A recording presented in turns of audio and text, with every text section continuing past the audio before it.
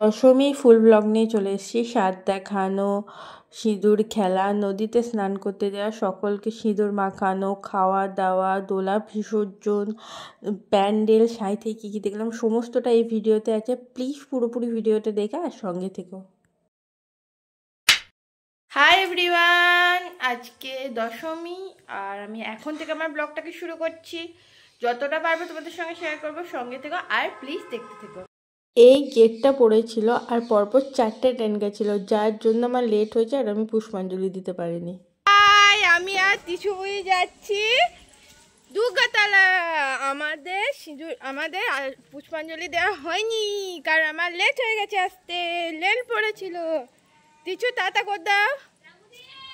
এখানে থ্যাঙ্কস বুনিকে আর বাচ্চা পাটিগুলোকে, কারণ ওরাই কেবলমাত্র আমার গুরুত্বর কথা মাথায় রেখে ভিডিওগুলো করেছে। এখানে বেলপাতাতে আমাদের চন্দন দিয়ে মা দুর্গার নাম লিখতে হয়, সেটা ক্যাপচার করেছে। স্বাদ দেখানো সমস্ত জিনিসগুলো যতটা পেরেছে ওদের মতন ক্যাপচার করেছে। স্বাদে যে সমস্ত লাঙল মই যেগুলো চাষে লাগে সেগুলোতে আলপনা দেওয়া থেকে সমস্তটাই ক্যাপচার করেছে। সত্যি বলতে আমরা ঠিক সময়েই বেরিয়ে গেছিলাম, কিন্তু মধ্যেখানে একটু বৃষ্টি পড়ছিল আর রেলের জন্য বেশি করে পরপর 4টে ট্রেন গেল, যার জন্য আমাদের এতটা ওয়েট করতে হলো। এমনকি আমি পুষ্পাঞ্জলিটাও দিতে পারিনি। যাই হোক, তোমরা একটু দেখে নাও।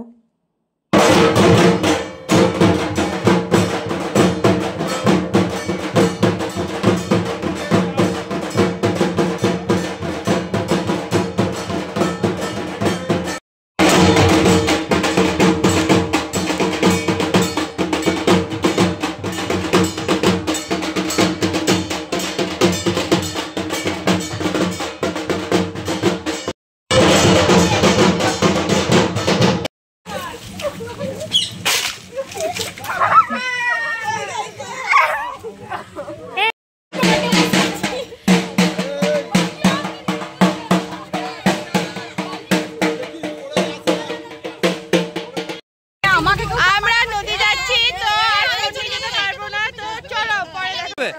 নাস্তা দিতে হবে।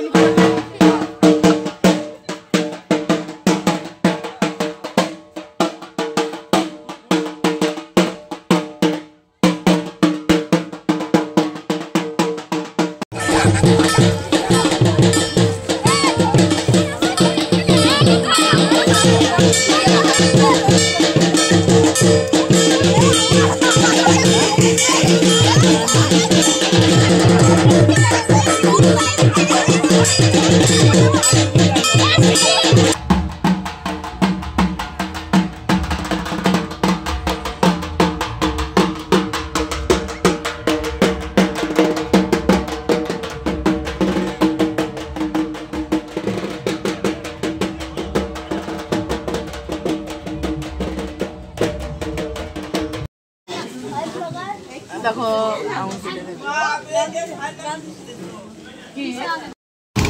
আমরা আজকে আবারও বেরিয়ে গেছি ঠাকুর দেখতে। তো ইচ্ছা আছে সাইতে যাওয়ার, তো চলো দেখি কি করা যায়। যতটা পারবো তোমাদের সঙ্গে শেয়ার করবো, সঙ্গে থেকে আর প্লিজ দেখতে থেকো।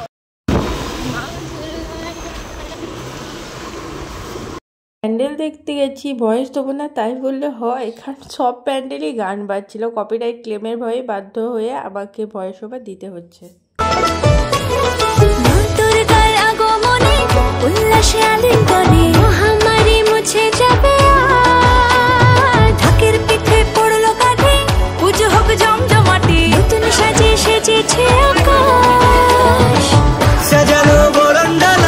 আকাশে মেঘের ভেলা চলছে। পরামর্শে কলকাতার শোভাবাজার রাজবাড়িতে রাজা মানিককৃষ্ণদেবের উৎসবে 18 দিন ধরে দুর্গাপুজো হয়। উপস্থিত ছিলেন এবং লাইভ আমন্ত্রিত ছিলেন। কৃষ্ণচন্দ্র শুধু দুর্গাপুজোই করেননি, তিনি তার অন্যতম রাজা জমিদারকে দুর্গাপুজো করতে উৎসাহিত করেছিলেন। বলা যায় তার হাত ধরে দুর্গাপুজো ছড়িয়ে পড়ে বাংলায়। আধুনিক যুগে স্বামী বিবেকানন্দ বেলুর মতে দুর্গাপুজো প্রচলন করেন, যেটাকে সুভাষচন্দ্র বসু দুর্গাপুজো করেছিলেন। ঈশ্বরচন্দ্র বর্মশাই এখানে কাটলেন দেখতে।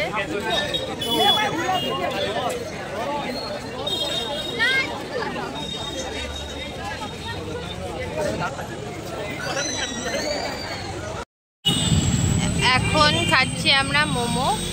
তো এই যে মোমো চলে এসছে হাতে, চলো মোমো খাওয়া। আর একটা চলে এসছে ঠাকুর পেন্টিং। জাস্ট ভয়েস দিতে বাধ্য হব, তার কারণ নিজের সাউন্ড শোনা যাবে না, প্রচুর আওয়াজ, তোমরা আমার ভয়েসও শুনতে পাবে না। আর অনেক প্যান্ডেলে গান বাজছে। সাঁইথিয়া বলো, রামপুরহাট বলো বা মল্লারপুর বলো, সব প্যান্ডেলে ঘুরে দেখিনি, এটা সম্ভবও নয়।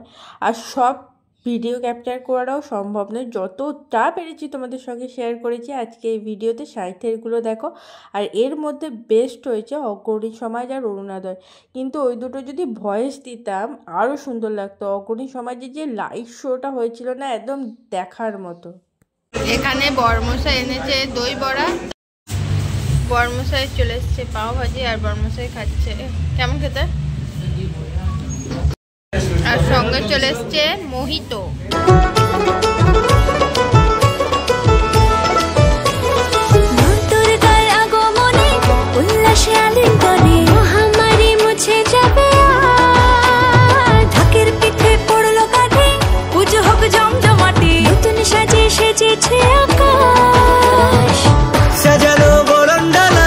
আকাশে মেঘের ভেলা চলছে ধুনু জিনা,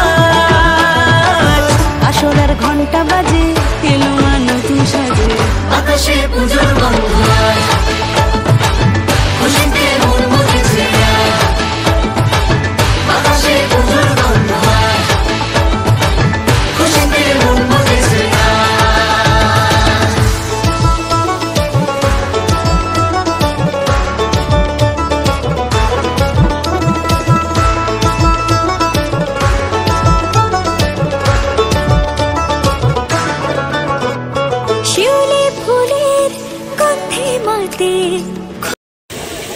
আমরা রেস্টুরেন্ট চলে এসেছি, ক্যান্টিন প্রচন্ড ভিড়।